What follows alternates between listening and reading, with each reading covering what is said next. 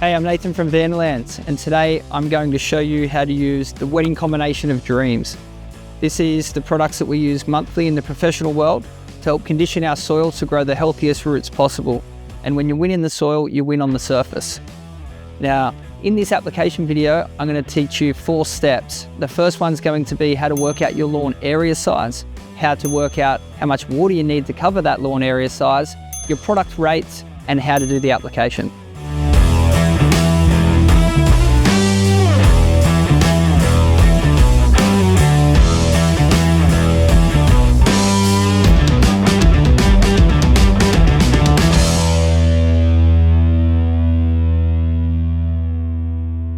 All right, step 1, working out your lawn area size.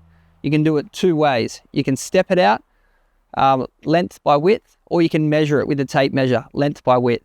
Here on this lawn, we've got 10 meters long by 6 meters wide, 6 times 10, 60 square meters. All right, step 2. Now we've worked out our lawn area size is 60 square meters for this lawn. It's time to work out how much water it takes us to cover that lawn. Now, very important when starting off, that you always have a flat fan nozzle to get the best out of these products, and fill your sprayer right up to the very top with water only. When spraying your lawn, you want to walk at a nice even pace, holding the nozzle 40 centimeters off the ground, working from your furthest point away to where you want to finish. All right, step 3, working out the application rates for the sandy soil wetting agent combo. You've got Sportsmaster Seaweed. Now in these chamber bottles, you've got the ability to just give it a little squeeze and fill it up quite easily.